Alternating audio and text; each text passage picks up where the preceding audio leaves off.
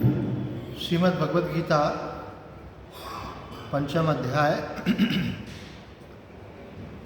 पिछले सत्संग में हम देख रहे थे कि भगवान श्री कृष्ण कहते हैं कि हर व्यक्ति चाहता है संसार में कि मुझे सुख मिले। कोई भी व्यक्ति ये नहीं चाहता है कि मैं दुखी हूँ। और फिर सुख भी कैसा चाहता है, वो सदा रहने वाला। भाई आज सुखी और कल दुखी हो गए तो फिर क्या मतलब। सुख ऐसा मिलना चाहिए जो परमानेंट हो। और हर व्यक्ति ये चाहता है कि मेरे जीवन में क्लेश नहीं हो, अशांति नहीं हो, शांति होना चाहिए। शांति भी कैसी चाहता है मनुष्य, जो सदा रहे। तो इससे सच्चा सुख और सच्ची शांति जो है, ये किसी व्यक्ति विशेष की मांग नहीं है, ये हर मनुष्य की मांग है, मनुष्य मात्र की स्वाभाविक मांग है। बोले आपको कैसे मालूम पड़ा स्वामी जी सबकी मांग है? देख लो आप किसी को भी, कोई भी व्यक्ति दुखी नहीं रहना चाहता और कोई भी अशांत नहीं रहना चाहता। अशांति होती है तो उस अशांति की निवृत्ति का उपाय करता है मनुष्य। अरे भाई ये बहुत अशांति है मन में, इनके कारण से अब इसका निराकरण होना चाहिए। भगवान ने तो गीता में ये कहा कि सुख तो नंबर 2 पे है, नंबर 1 पे शांति है। क्यों? कि अशांतस्य कुतः सुखम। अगर आपका मन अशांत है तो आपको सब अनुकूलताएं प्राप्त होंगी, लेकिन फिर भी आप वो अनुकूलता नहीं लगेगा। बढ़िया आपके सामने भोजन रखा है, कई प्रकार के व्यंजन रखे और आपका मन अशांत है। तो किसी ने बोला हाँ कितनी बढ़िया थाली लगाई है, लीजिए लीजिए। अरे तुम शांति करो। मतलब अपना मन अशांत है तो सामने वाला आपने कुछ पूछ रहा है तो भी तो शांति नहीं होती तो सुख भी अच्छा नहीं लगता। अशांतस्य कुतः सुखम, कोई सुख नहीं। अब ये स्थिति कैसे प्राप्त होगी? तो भगवान यहाँ बोल रहे हैं ये सच्चा सुख, सच्ची शांति, ये मनुष्य मात्र की जो मांग है, ये तब पूरी होती है कि वो कुछ भी करे अथवा नहीं करे, दोनों अवस्थाओं में उसके अंदर एक प्रसन्नता, आनंद है ना, निरंतर एक समरसता बनी रहे, नो डिस्टर्बेंस की स्थिति, नो प्रॉब्लम की स्थिति बनी रहे। तो कई लोग बोलते हैं ऐसा कैसे हो सकता है? संसार में आप रहोगे और नो प्रॉब्लम। संसार में तो अभी सुबह कुछ नहीं है तो शाम को प्रॉब्लम, घर पे नहीं है तो बाहर प्रॉब्लम, बाहर नहीं है तो घर में हो गई, कहीं ना कहीं तो कुछ हो ही जाएगा। बोले ये सब होते हुए भी आपको ऐसा कुछ हो सकता है कि आपको नो प्रॉब्लम स्थिति बने। बोले वो कैसे? जैसे मानो आप कार में बैठ गए तो कितना ही पानी गिर रहा हो लेकिन आपको तो पानी लगेगा ही नहीं। और कार में आप बैठ गए, बहुत सर्दी का मौसम है, लोग बाहर कहाँ पे, आपने हीटर चला दिया तो आपको ठंड लगेगी क्या? आपको लगेगी ना अंदर गर्म मजे से बैठा। तो क्या ऐसा भी मनुष्य के साथ हो सकता है? बोले हाँ, इसीलिए तो ये सब शास्त्र है और इसीलिए वास्तव में मनुष्य का जन्म भी है। बाकी सब प्राणी की जो हैं वो दुख भोगने के लिए अभिशप्त हैं, वो कर्म काट रहे हैं, वो कुछ नई स्थिति प्राप्त नहीं कर सकते। लेकिन मनुष्य को इस बात का स्वातंत्र प्राप्त है और इसी में हमारे जीवन की सार्थकता है। लेकिन हम किसी को बोले अगर कि भाई आपको मोक्ष की प्राप्ति करनी है तो उनको लगता है शायद किसी तीसरी जगह जाने की बात कर रहे हैं। मोक्ष मतलब कहीं भगवान के धाम जाएंगे तो मोक्ष होगा। हमारे शास्त्र कहते हैं जीवन मुक्ति, आप जीते जी उस मुक्ति का अनुभव कर सकते हैं, अर्थात समस्त दुखों की निवृत्ति का अनुभव कर सकते हैं, परमानंद का अनुभव कर सकते हैं। और करना ही चाहिए और करने के लिए ही भगवान ने ये मानव देह दिया है। अब भगवान ने यहाँ 4 कंडीशन रखी है जिसकी चर्चा हमने पिछले श्लोक में की थी। ये 4 कंडीशन अगर आप फुलफिल कर दोगे तो बोले फिर आपकी वो स्थिति हो जाएगी। कौन कौन से? तो भगवान बोलते हैं योग युक्तो विशुद्धात्मा विजितात्मा जितेन्द्रिय सर्वभूतात्मा भूतात्मा कुर्वन्नपि न लिप्यते। पहली कंडीशन भगवान ने रखी योग युक्त हो। अगर आप योग से युक्त हो जाओगे तो आपको कौन सी स्थिति प्राप्त होगी? कुर्वन्नपि न लिप्यते। कुछ भी आपके साथ हो और कुछ भी आप करो लेकिन आप अंदर से हमेशा आनंद में बने रहो। तो बोले ये कैसे? बोले योग युक्त हो जाओ। तो योग युक्त का मतलब जो है, यहाँ पे योग युक्त के कई विकल्प दिए हमारे को उड़िया बाबा जी ने। एक दिया कि जिसके अभ्यास करते करते विषयों का विस्मरण हो जाए। आप भगवान का नाम जप कर रहे हैं, आप भगवान का ध्यान कर रहे हैं, अथवा आप आत्मचिंतन कर रहे हैं कि मैं शरीर नहीं हूँ, मैं आत्मा हूँ, और करते करते आपकी ऐसी स्थिति हो जाए कि आपको ये ख्याल ही नहीं रहे कि आप संसार में रहते हो और आपका शरीर बैठा हुआ है और आप अभ्यास कर रहे हो, आपका मन परमात्मा में लीन हो गया, नाम करते करते पूर्ण एकाग्र हो गया, संसार की विस्मृति हो गई। तो इसका मतलब ये है कि आपके अंतःकरण में एक योग्यता उत्पन्न हो गई। ये योग्यता कब आती है? जब विषय वासनाएं क्षीण हो जाती हैं। जब तक विषय वासनाएं प्रबल होती हैं तो व्यक्ति भजन कर, स्वामी जी हम भजन तो करते हैं पर हमारा मन क्यों नहीं लगता है? ऐसी नहीं लगता है, जहाँ जा रहा है वहाँ लगा हुआ है, तो यहाँ कैसे लगे? ऐसे लगे। अब जैसे हमने महात्मा जी को देखा तो हमारा मन प्रसन्न हुआ, क्यों? क्योंकि महात्मा के प्रति हमारे मन में बाल अवस्था से ही आदर है। हमारे परिवार में हमारे माता पिता संत सेवी थे, घर में आते थे, तो जिसका जहाँ भाव होता वहीं मन जाता है। तो आप सब बैठे हो, लेकिन हमारे लिए महाराज जी बैठे तो विशेष रूप में हो गए, उन पर हमारा ज़्यादा ध्यान जा रहा है। तो आप जब भगवान का ध्यान करने बैठते हो तो आपको ख्यालात आ रहे हैं, उससे पेमेंट लेना है, उसका वो काम बाकी है ना। अरे कोई महिला होगी तो बोले खाना बनाना है, तो कोई सफाई करना है, तो आज मेहमान आने वाले हैं। ये ज़्यादा मन मनुष्य का जो है संसार में फंसा हुआ है। तो यहाँ बोल रहे योग युक्त का मतलब क्या है? तो उड़िया बाबा जी कह रहे हैं योग युक्त का मतलब है कि आपका मन संसार में नहीं, आपका मन भगवान के प्रेम में लगा हुआ है। आपको भगवान से ऐसा प्रेम हो रहा है।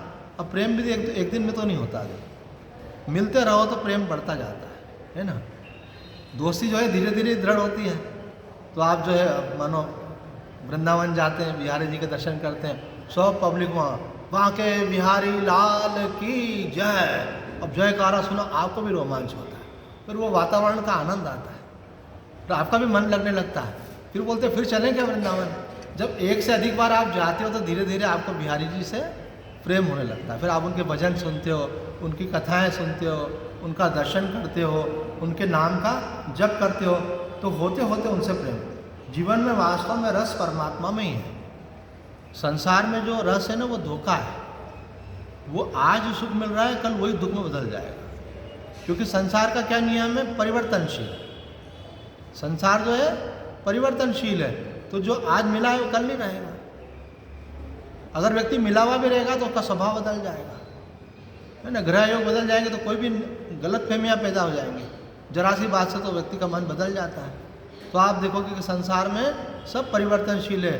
स्वामी जी कहते हैं देखो, अगर आपके मन में इच्छा है कि मुझे ये मिल जाए वो मिल जाए, हो सकता है मिल जाए, आपको भाग्य में हो, प्रारब्ध में हो, पर जो मिला है वो सदा रहने वाला नहीं है। और जो चीज़ जितनी आकर्षक मिली है आपको, उसको छोड़ने में भी उतनी तकलीफ होती है, बता दें आप। अभी आपकी 10 रुपये की कोई चीज़ खो जाए तो आपको तकलीफ कम होगी, और अगर वो 1 लाख रुपए की चीज़ हो और उसका नुकसान हो जाए तो तकलीफ ज़्यादा होगी। तो संसार में कोई चीज़ मिल रही है तो वो अपने आप में ही खतरा है। क्यों? क्योंकि छोड़ेंगे तो वो तकलीफ देगी, है ना। एक व्यक्ति आया था अभी 2 दिन पहले, बोले स्वामी जी मेरा मन बहुत दुखी है। मैंने कहा क्यों? बोले मेरी पत्नी की मृत्यु हो गई ऑपरेशन में, डॉक्टर ने एनेस्थीसिया दिया तो 3 दिन तक बेहोश रही, उसके बाद बेहोशी में ही चली गई। कितनी उम्र थी? बोले कुछ समय निकल गया हमारा, 75वां हमने उनका जन्मदिन मनाया था। तो मैंने बोला अब ठीक है, लाइफ तो कभी ना कभी पूरी होती है, कोई निमित्त बन गया ऐसा। बोले नहीं स्वामी जी उसकी भी इच्छा नहीं थी जाने की, और मेरा भी मन नहीं था, और लग नहीं रहा था ऐसा होगा। अब वो व्यक्ति मेरे को हंसी भी आती कभी कभी। अब लोग बोलते हैं हंसा मत करो भाई, तो आपको क्या मालूम, आपने शादी नहीं की, आपको नहीं मालूम पति पत्नी में कितना प्रेम होता है, वो कितने एक दूसरे पर निर्भर होते हैं, एक के बिना दूसरे को जीवन में कितना अभाव आ जाता है। पर मैंने बोला कितना ही अभाव आए, पर इसकी पहले समझ तो रहती है ना कि जो मिला है वो एक दिन तो छोड़ना पड़ेगा कि नहीं। या तो आप जाओगे या तो वो जाएंगे, छोड़ना तो पड़ेगा। तो आपने क्या सोचा कि परमानेंट है ना, पक्का पट्टा लिखवा लिया का?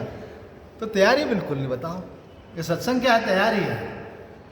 स्वामी विवेकानंद से किसी ने कहा कि स्वामी जी आप सन्यासी हो गए, आपने ब्रह्मानुभूति कर ली, भगवत साक्षात्कार कर लिया, तो आपको ऐसी प्रेरणा कहाँ से मिली?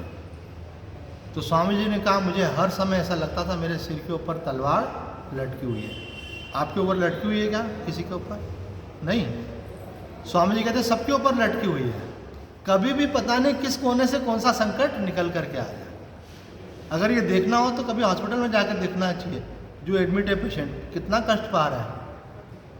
वृद्धावस्था में जो लोग अपना जीवन बड़ी कठिनाई से चला रहे हैं उनसे मिलना चाहिए, उससे वैराग्य होता है। भगवान ने कहा जन्म मृत्यु जरा व्याधि, ये जरा जो है ना बुढ़ापा, ये इटसेल्फ अपने आप में वैराग्य कराने वाला है। शरीर साथ नहीं दे रहा है, निर्भरता है, सम्मान उतना नहीं रहता है, सामर्थ्य नहीं रहती है, तो आप जब उसके बारे में विचार करेंगे तो वैराग्य होगा। पर अगर आप किसी से मिलेंगे तो आपको प्रैक्टिकल देखने को मिलेगा।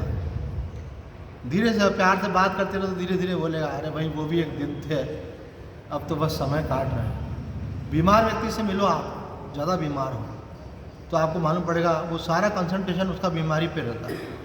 अरे भगवान कौन सा पाप किया था, बड़ी तकलीफ है, बड़ा कष्ट है।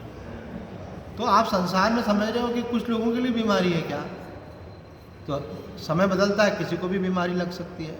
बुढ़ापा तो सबके साथ ही आता है, और शरीर तो एक दिन सबको छोड़ना ही पड़ता है।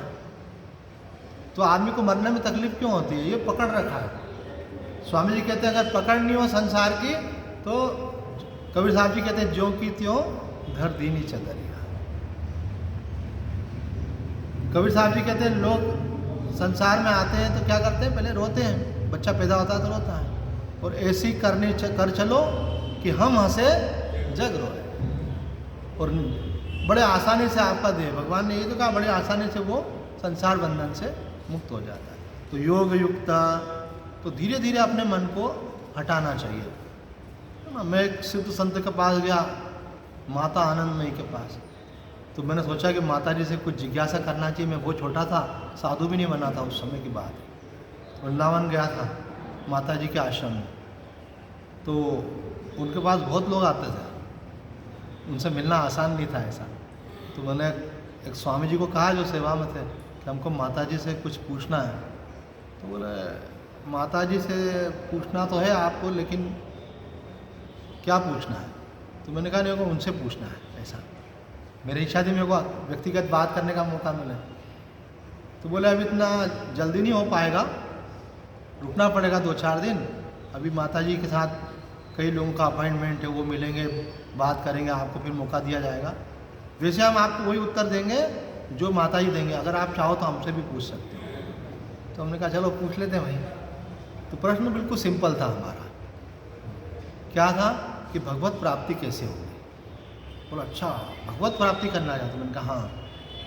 तो उन्होंने बुल्ले शाह का एक शेर सुनाया मुझे, और बोला कि यहाँ से तोड़ो और यहाँ लगाओ, इतना कर सको तो भगवत प्राप्ति हो जाएगी। मैंने कहा कहाँ से तोड़ें।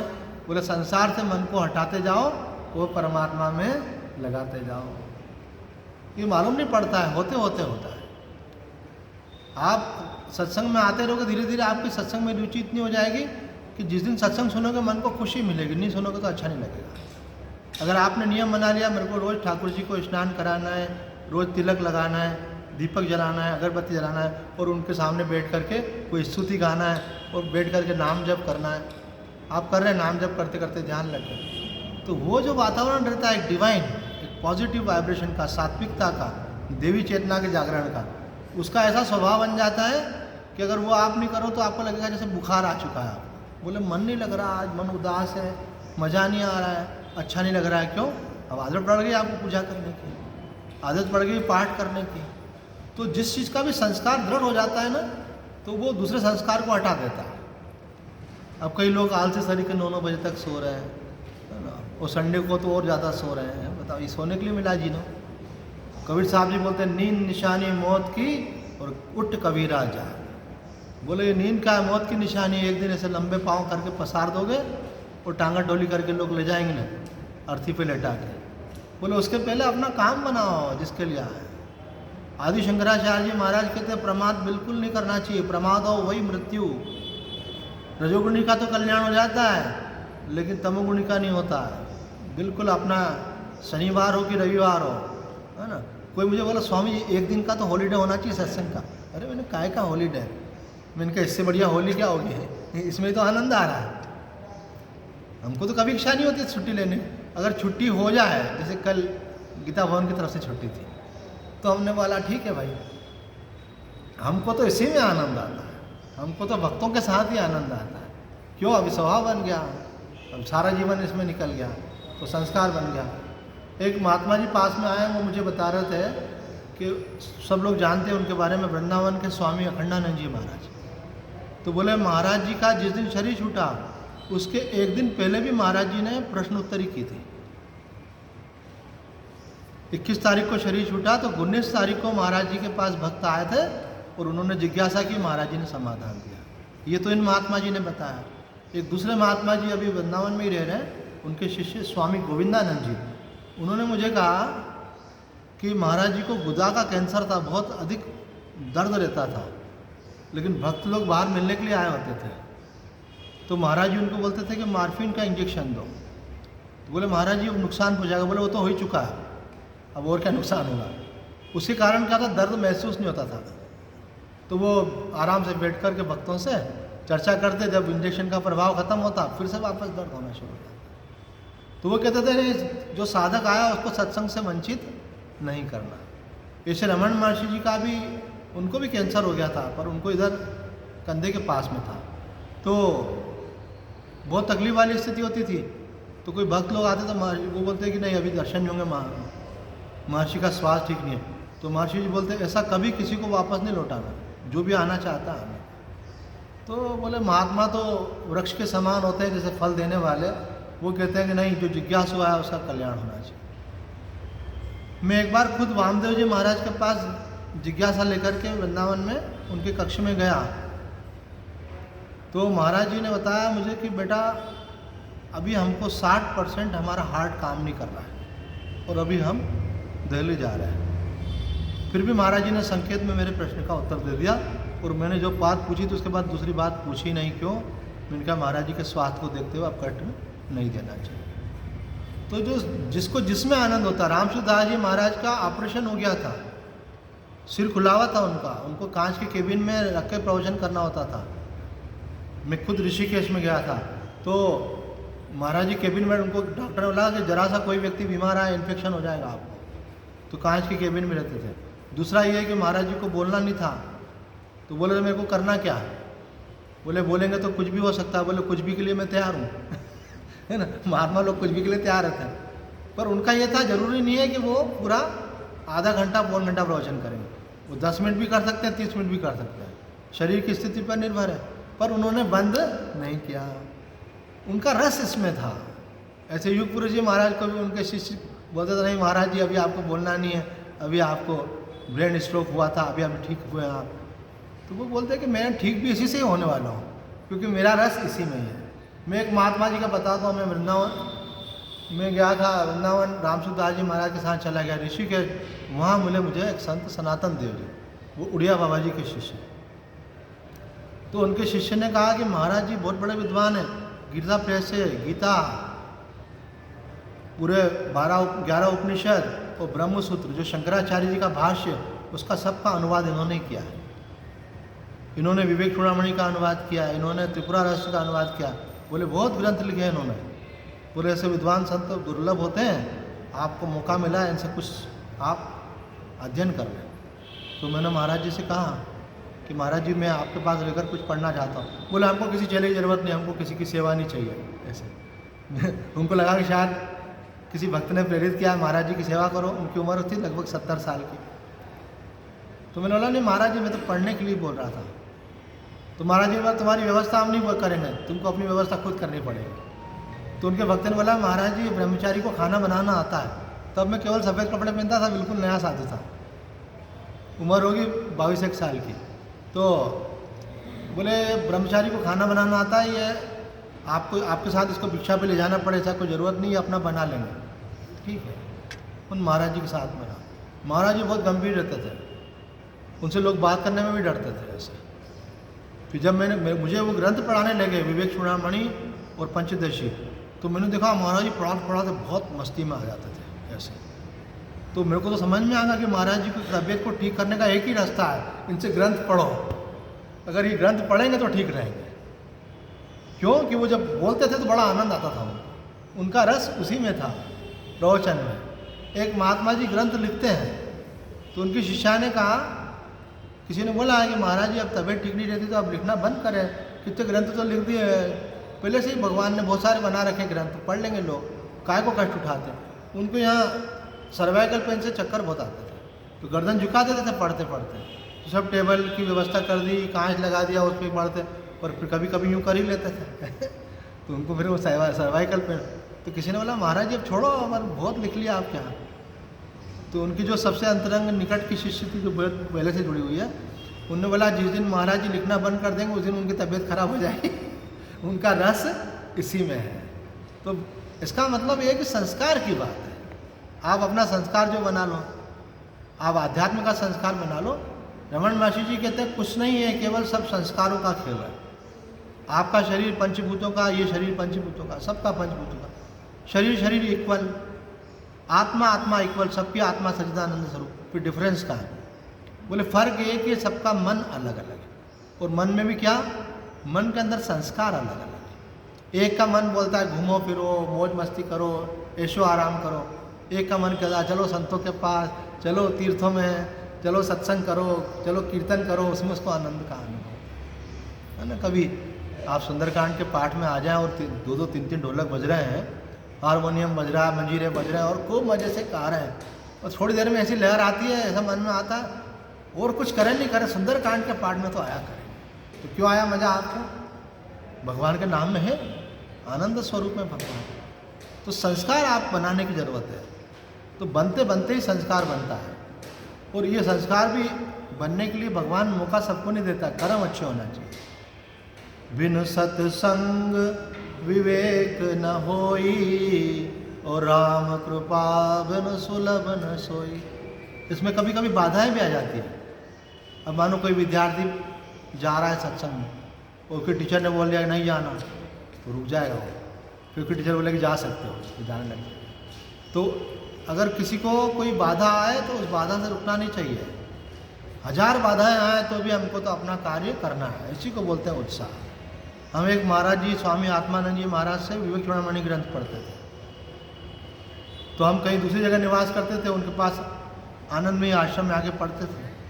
तो एक दिन खूब बारिश हुई, बारिश इतनी हुई कि घुटने घुटने पानी, जगह जगह पानी भर गया ऐसा। तो हमने बोला जाएंगे ज़रूर, और बंद भी नहीं हुई, पानी गिर रहा था।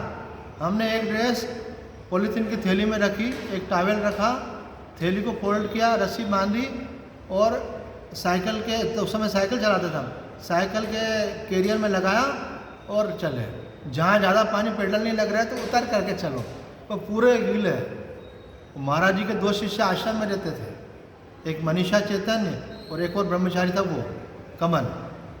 तो महाराज जी की क्लास शुरू ही होने वाली थी। महाराज जी ने वो देखा, अरे इसको बोलते हैं साधक, जो किसी बाधा से रुकने वाला नहीं है। मैंने कहा महाराज जी 2 मिनट का समय और लूँगा। बोले हाँ कोई बात नहीं। बाथरूम में गया, गीले कपड़े उतारे, टॉवेल निकाल के बदन पोछा, दूसरे कपड़े पहने, बाल बाल ठीक किए, और महाराज जी के सामने क्लास में उपस्थित, वो भी राइट टाइम पर।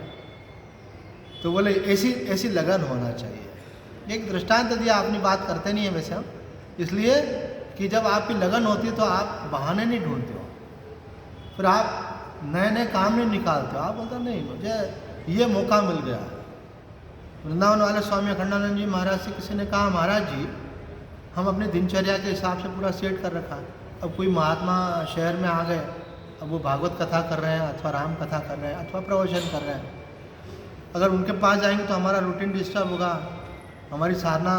तो महाराज जी ने बोला भाई कभी कभी इमरजेंसी में आदमी दूसरे कामों के लिए जैसे समय निकालता है, तो थोड़ा नींद कम करो, थोड़ा सा जो आपका प्रमाद है, व्यर्थ व्यवहार, उनको कट करो और सत्संग सुनो। और अगर आपको लगता है बिल्कुल टाइम नहीं है तो बोले बड़े थोड़ी साधना कम करो पर सत्संग करो। सत्संग प्रधान है, इसलिए भगवान ने नवदा भक्ति में पहली भक्ति क्या गई, प्रथम भक्ति संतन कर संगा।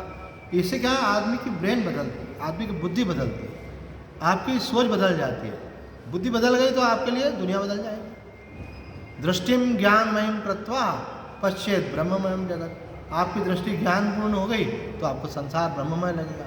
पर दृष्टि बदलेगी कैसे, सोच बदलेगी कैसे, है ना। युग गुरु जी महाराज कहते हैं कि लोग आते हैं महात्माओं के पास सत्संग में तो सोचते हैं कि हमारा दुख दर्द महाराज जी मिटा देंगे। बोले हम आपकी सृष्टि नहीं बदल सकते, अगर आप सत्संग में आते रहोगे तो हम आपकी दृष्टि बदल देंगे। वही संसार आपको अप्रिय नहीं लगेगा, दुखद नहीं लगेगा, उसमें रहते हुए भी आप समाधान का और भगवान की कृपा का अनुभव करेंगे, क्योंकि सोच बदल गई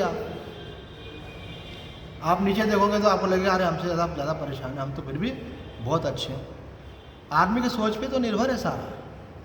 कोई व्यक्ति निगेटिव सोच करके दुखी होता रहता है और कोई सकारात्मक सोच करके सुखी होता रहता है। परिस्थिति वही की वही रहती है। कोई उसी परिस्थिति में भगवान की कृपा का अनुभव करता है। मैंने एक व्यक्ति का एक्सीडेंट हो गया, आश्रम से निकल रहे थे, अखंड परम धाम में आते थे, बाहर जैसे खंडवा रोड पे आए तो सामने से बड़ा ट्रक आ रहा था, तो एक्टिवा उसमें टकरा गई, वो गिर गए, उनकी एक अंगूठा जो है लटक गया और सिर में चोट लगी, बेहोश हो गए। अब हॉस्पिटल में एडमिट थे, हमको खबर मिली उज्जैन में, तो हम थोड़ा लेट हुआ, कुछ दिन बाद जा पाए। तो हमारे पास कोई व्यक्ति बैठा था, बात कर रहे थे, मैंने कहा देखना जब भी इनके पास जाएंगे ना, ये एक सेंटेंस ज़रूर बोलेंगे। तो बोले क्या बोलेंगे? ये बोलेंगे गुरु महाराज की बड़ी कृपा थी, बोले। जबकि आदमी का एक्सीडेंट हो गया, उसका अंगूठा लटक गया, मतलब कितना सीवियर, बेहोश हो गया व्यक्ति, खून बह रहा है, वो तो कोई तीसरा व्यक्ति आकर के ले गया था। पर मैंने बोला जिस दिन भी मैं आश्रम जाऊंगा ना, इनकी मैं गारंटी से बोलता हूँ ये ऐसा जरूर बोलेंगे कि गुरु महाराज की कृपा थी। और यही वर्ड उन्होंने बोला, गुरु महाराज की कृपा थी, मैं अकेला था लेकिन एक अनजान व्यक्ति ने मुझे हॉस्पिटल पहुँचाया। बोले गुरु महाराज की कृपा थी। हॉस्पिटल वालों ने बोला इस व्यक्ति का हम इलाज कैसे करें, कौन खर्चा उठाएगा इसका? तो अचानक वहाँ मेरा परिचित व्यक्ति पहुँच गया, बोले हमें ना आप तो करो इनका इलाज। वो बोले गुरु महाराज की कृपा थी।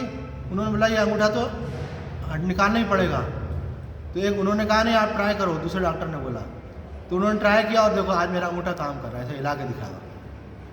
तो उन्होंने उसमें भी कृपा का अनुभव करा। तो कोई बोले स्वामी जी अगर हर व्यक्ति को हर समय भगवान की कृपा का अनुभव होता रहे तो वो तो बड़े आनंद में रहेगा। मैंने कहा बिल्कुल, शिकायत और समाधान दोनों साथ साथ नहीं रह सकते। अगर आपके मन में शिकायत नहीं रहेगी और आपके मन में ऐसे कृपा का अनुभव हो रहा है, अरे वाह भगवान बड़ी कृपा है आपकी, ऐसे, तो आपके मन में शिकायत खत्म हो गई, आप खुश रहने लगोगे। तो बोले इसके लिए क्या क्या, कितना रुपया हो जाए, कितनी बड़ी गाड़ी हो, कितना बड़ा बंगला हो, कैसे नौकर चाकर हो, कैसी हेल्थ हो सके? बोलो ना इसका इससे संबंध नहीं है, इसका आपके सोच से संबंध है, आपके विचारों से संबंध है, आपकी बुद्धि से संबंध है। अगर बुद्धि आपकी बदल गई है, इसलिए मैं बताऊं आपको, मैं किसी के घर गया तो उनकी कोई सहेली सामने रहती थी पुरानी। तो उन्होंने सूचना करी कि उनके यहाँ स्वामी जी आए हैं, तो आप भी चले जाओ। उसने अपने पति को बोला, उनके पति मेरे पास मिलने के लिए आए। उनका नाम तो खुद का ही था, ईश्वर भाई। तो बोले स्वामी जी मेरा एक प्रश्न है। मैंने कहा पूछिए कि मेरे मन को शांति क्यों नहीं है? मैंने कहा बहुत कॉमन क्वेश्चन है ये तो। मैंने कहा भगवान का भजन करते हो? बोला हाँ। मैंने कहा क्या करते हो? गीता पाठ करते हो? बोला हाँ। मैंने कहा कि माला करते हो? बोला हाँ। मैंने कहा कोई ग्रंथ पढ़ते हो? बोला हाँ भागवत जी पढ़ता हूँ। मैं जो पूछूँ वो तो हाँ करते जा। और मैंने बोला मेरे पास दवाई नहीं है, कौन सी दवाई दूँ इनको? ये तो बोले मेरे को शांति नहीं है। तो मैंने बोला कि मैं थोड़ा विचार करूँगा आपके लिए, आप कल आना। फिर मैंने सोचा ये इतना पूजा करते हैं, पाठ करते हैं, जप करते हैं, इनको शांति क्यों नहीं है? तो मुझे एक बात समझ में आ गई, भगवान ने अंदर से प्रेरणा दी। अगले दिन वो आए, मैंने कहा एक बात बताओ सत्संग करते हो कि नहीं? बोले सत्संग नहीं करता। मैंने कहा ये सब करने के बाद आपके मन में अपेक्षा होती है कि मेरे जीवन में दुख तकलीफ नहीं होना चाहिए, परेशानी नहीं होना चाहिए। बोले हाँ वो तो स्वामी जी अब संसार में तो व्यक्ति चाहता ही ऐसा। मैंने कहा वो जो आपकी चाह है वही आपको अशांत करती है, उसके कारण ही आप परेशान रहते हैं। तो बोले स्वामी जी चाह तो रहेगी ना अगर कोई तकलीफ होगी तो मैंने बोला कि यही तो बात है, उसको आप भगवान पे छोड़ दो। आपकी ताकत कम है। जैसे कोई छोटा बच्चा कोई सामान उठा रहा है, नहीं उठा पाता तो बोला पापा, बोला यार छोड़ दे बेटा मैं उठाता हूँ, मैं उठा ले। पापा के लिए सरल है, छोटी सी चीज़ है, उसके लिए बड़ी चीज़ है वो। तो पापाओं के पापा कौन है ना? सारे जगत के माता पिता कौन है? सर्वेश्वर परमात्मा। उन पर विश्वास तो करके देखो। कई लोग बोले अरे यार परमात्मा तो पूरे वर्ल्ड का है, केवल इंडिया का और अपने शहर का और अपना व्यक्तिगत थोड़ी है। उनको कितने बिजी होंगे वो क्या हमारी प्रार्थना सुनेंगे क्या? हर व्यक्ति की प्रार्थना वो सुनते हैं, इसीलिए भगवान है। अगर वो व्यक्ति होते तो व्यक्ति की सुन पाते, लेकिन वो व्यक्ति नहीं, वो भगवान है और सर्वसमर्थ है। विश्वास करके रमन महर्षि जी कहते हैं प्रार्थनाएं अवश्य स्वीकार होती हैं। आप कनेक्ट तो हो ही है, वो सबके हृदय में बैठा हुआ है परमात्मा, है ना। ये जो महारास हुई तो उसमें क्या हुआ, हर गोपी के साथ एक कृष्ण। ईर्ष्या करने की जरूरत नहीं है, अरे भगवान की ये भक्त हैं, इतनी भक्ति ये करेंगे, भगवान इनके हो जाएंगे तो हमारा क्या होगा, ऐसा नहीं। भगवान सबके एक साथ हो सकते हैं, कोई मनुष्य तो है नहीं। तो अगर आप उन पर विश्वास करें, उनको प्रार्थना करें और उनके साथ जुड़े रहें तो आपको जीवन में कोई अभाव अनुभव ही नहीं होगा। हम जुड़े हुए संसार से, संसार वाले बेचारे खुद अभाव में हैं और अभाव बढ़ता चला जाता है। इसलिए यहाँ पे कहा है योग युक्तो, आप जो है भगवान के प्रेम में ऐसे मगन हो जाओ कि दुनिया की आपको खबर नहीं रहे, और ऐसा होते होते होगा। और मेरे अपने अनुभव के आधार पे गीता जी हाथ में रखी है, भगवान साक्षी है, मैंने दिल से इस बात को विचार करके देखा कि संसार में वास्तव में सुख नहीं है, और सुख है तो भगवान के नाम में और ध्यान में। और संसार का सुख धोखा है, क्योंकि वो बदल जाता है, वही सुख दुख में बदल जाता है। ये शास्त्र की बात मैंने सुनी, समझी और मैंने अनुभव किया, वही बात हम आप तक पहुंचा रहे हैं। कह रहे भाई आप भी कहाँ चक्कर में पड़े हो, कई लोगों को लगता है ऐसा हो जाता मैं कितना सुखी हो जाऊँगा, वैसा हो जाता कितना सुख। अरे हो जाएगा, कोई बड़ी बात नहीं, पर सुखी होने वाले नहीं हो आप, उसमें से फिर कोई नई समस्या निकल करके आ जाएगी। इसलिए अगर सुखी होना चाहते हो तो सुमिर सुमिर सुख पाइए। गुरु गोविंद सिंह जी कहते हैं कि आप सुमिरन कीजिए, सुमिरन से ही आपको सच्चा सुख मिलेगा, संसार में वो सुख मिलने वाला नहीं। भगवान बोलते हैं योग युक्तो विशुद्धात्मा। दूसरी बात भगवान कहते हैं कि देखो आपको शुद्ध करने की अगर कोई चीज़ है तो एक वो है आपका मन, और मन के अंदर अशुद्धि क्या है, संसार का राग द्वेष। किसी के प्रति आपके मन में ज़्यादा प्यार है और किसी के प्रति घृणा का भाव है ना, नाराज़गी है, शिकायत है, दोष बुद्धि है। तो बोले ये आपके मन से हटना चाहिए। आपको ये लगना चाहिए कि कोई व्यक्ति अगर आपको सुख दे रहा है तो लगना चाहिए ये सुख नहीं दे रहा, देने वाला भगवान है। कहीं से दुख मिल रहा है, कोई कष्ट मिला तो सोचना चाहिए हमारा कोई कर्म था, ये व्यक्ति निमित्त मात्र है, उसको दोष मत दो। दोष अपने आप को तो कहीं गलती की होगी कभी, इसलिए उसका प्रायश्चित के रूप में ये परिस्थिति बनी है। शिकायत किसी से नहीं होना चाहिए और मोह किसी में भी नहीं होना चाहिए। किसी व्यक्ति की बात नहीं कर रहे हैं, व्यक्ति के अलावा आपको किसी वस्तु में भी नहीं होना चाहिए। तो जिस चीज़ को आप ज़्यादा कस के पकड़ोगे ना, जब वो छूटेगी तो आपको रोना आएगा। इसलिए ढीले पकड़ो। संसार को कैसा वापरने के लिए, ये किसी का हुआ नहीं है आज तक, है ना। अपने पूर्वज भी चले गए कि नहीं, अपने देखते देखते अपने बड़े कभी दिखते थे घर में चलते फिरते खाते पीते, मालूम पड़ा कि भाई शरीर छूट गया चले गए। उन्होंने भी कितने मन से कई चीज़ें इकट्ठी की थी, छोड़ गए कि नहीं छोड़ गए। तो अब अपन इस पर कब्जा करके ले सकते हैं क्या? तो कहा है तो मेरा मेरा बोलते हो, भगवान का बोलो उसको, मेरा नहीं है भगवान का। तो ऐसा सत्संग के समय मत सोचो, ऐसा हर समय सोचो, अपने व्यवहारों में इस भावना को बना के रखो। देखो इसकी पहचान क्या है कि आप उसको अपना मानते हो कि भगवान का। अगर आप अपना मानते होगे तो सांप बन के उसके ऊपर बैठ जाओगे, है ना, किसी को छूने नहीं दोगे। और आप भगवान का मानते होगे तो आप उसका उपयोग करोगे और बाकी सेवा में लगाओगे, है ना। एक एग्जाम्पल मेरा बहुत पुराना है, फिर से रिपीट कर रहा हूँ, बहुत अच्छा है। मैं किसी के घर गया, उस समय मेरा आश्रम नहीं था इंदौर में, तो मैं रात्रि शाम को उनके घर, तो वो बच्चा उनकी माँ को बोल रहा था कि मेरे को शूज़ लेना है। तो उसकी माँ बोले कि बेटा पहले ही बहुत खर्चे हैं, तेरे पापा भी इतना खर्चा नहीं कर सकते, तो सादा शूज खरीद ले कोई 200-400 रुपये वाला, ये 2-4 हज़ार वाला नहीं चल रहा था ऐसा।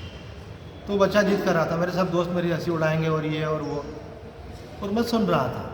उसी दिन मुझे किसी ने 5,000 रुपये भेंट किए थे। तो मैंने बोला कि अपने को तो आता रहता है, महात्माओं को क्या है और ज़रूरत भी क्या है, 2 रोटी मिल गई बहुत है, बाकी तो अपने को एक्स्ट्रा में चल रहा है ऐसा। तो मेरे मन में आया कि मैं इनको शूज़ दिलवा दूँ बच्चे को, पर मेरे को मालूम था इनकी माता जो है मुझसे 1 रुपया लेने वाली नहीं है, क्योंकि उनको लगा नहीं महाराज जी आपकी सेवा करना चाहिए, आपसे लेंगे क्या। अरे नहीं महाराज जी बच्चे हैं तो रोज़ नई नई मांग करते हैं। बात आई गई, मैं पहुँचा उज्जैन जैसे पहुँचा अपने आश्रम में, मैं थका हुआ पहुँचा, रात को देर हो गई थी। तो वहीं मैंने अपना झोला ऐसा पटका, पर्स था काले रंग का छोटा, ऐसे पटका और मैं पलंग पे सो गया। पीछे की खिड़की खोल दी, हवा आया इसके लिए। सुबह उठ कर देखा तो पर्स नहीं दिखा। पर्स क्या, मैंने अलमारी में रख दिया क्या, देखा अलमारी में नहीं, दूसरे कमरों में देखा नहीं था, मैंने कहा रखा तो यही था। तो पीछे निकल करके देखा तो 1-2 कागज़ जो पर्स में थे वो पड़े हुए थे। मैंने कहा कागज़ यहाँ पड़े। फिर छत पे जाके देखा तो पर्स पड़ा था पीछे से रास्ता था खुला हुआ ऊपर, तो छत पे जाके देखा पर्स था और उसमें जो रुपये लेके आया था मैं इंदौर से वो निकल गया। मैंने बोला अरे उस लड़के को शूज़ दिला देता तो अच्छा रहता कम से कम इस चोरी होने से तो किसी का भला हो जाता है। तो आप ये बात समझ लो, सब पे लागू होती ही है। एक दिन सब आपका पैसा जो है चोरी हो जाएगा, मतलब यहीं रह जाएगा। उसके पहले आप कोई अच्छे काम करने हैं तो कर लो, क्योंकि ये मौका है, ये केवल पैसे के लिए ही नहीं है, आपका समय है, आपकी शक्ति, वो भी अच्छे काम में लगा दी तो ठीक है, नहीं तो अंत समय में फिर पछताना होगा। तो इसलिए सावधान होकर के भगवान की भक्ति में लग जाए। तो आज इतना ही। ओम पूर्णमदं पूर्णात् पूर्णमुदच्यते पूर्णस्य पूर्णमादाय पूर्णमेवावशिष्यते। ओम शांति शांति शांति। आज कीर्तन की जगह गीता पाठ कर रहे हैं। आज से गीता पाठ का आरंभ 10 श्लोकों का पाठ होगा। सभी लोग गीता ले लें अपने अपने हाथ में।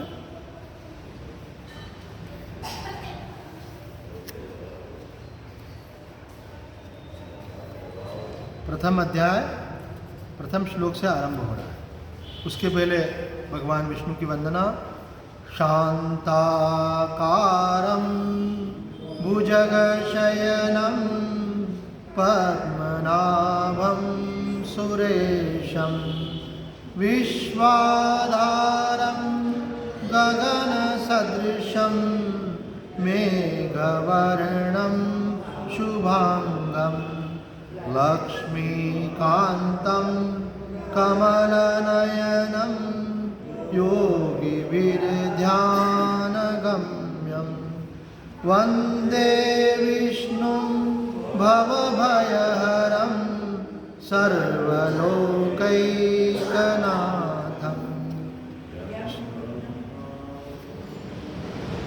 प्रथम अध्याय निकाल लें। श्री परमात्मने नमः। श्रीमद्भगवद्गीता अथ प्रथमोऽध्यायः। धृतराष्ट्र उवाच धर्मक्षेत्रे कुरुक्षेत्रे समवेतायुयुत्सव मामका पाण्डवाश्चैव किम कुर्वत संजय। संजय उवाच दृष्ट्वा तु पाण्डवानीकं व्यूढं दुर्योधनस्तदा आचार्यमुपसंगम्य राजा वचनमब्रवीत् पश्यैतां पाण्डुपुत्राणामाचार्यमहतिं चमुं व्यूढां द्रुपदपुत्रेण तव शिष्येण धीमता अत्र शूरा महेश्वासा भीमार्जुनसमायुधि युयुधानो विराटश्च द्रुपदश्च महारथ दृष्टकेतुश्चेकिताना काशीराजश्च वीर्यवान् पुरुजित् कुन्तिभोजश्च शेव्यश्च नरपुङ्गव युधामन्युश्च विक्रान्त उत्तमौजाश्च वीर्यवान् सौभद्रो द्रौपदेयाश्च सर्व एव महारथा अस्माकं तु विशिष्टाये तान्निबोध द्विजोत्तम नायका मम सैन्यस्य संज्ञार्थं तान् ब्रवीमि ते भवान् भीष्मश्च कर्णश्च कृपश्च समितिञ्जय अश्वत्थामा विकर्णश्च सोमदत्तिस्तथैव च अन्ये च बहवः शूरा मदर्थे त्यक्तजीविता नानाशस्त्रप्रहरणा सर्वे युद्धविशारदा अपर्याप्तं तदस्माकलं भीमाभिरक्षितं पर्याप्तं त्विदमेतेषां बलं भीमाभिरक्षितं। हरि ओम तत्सत्।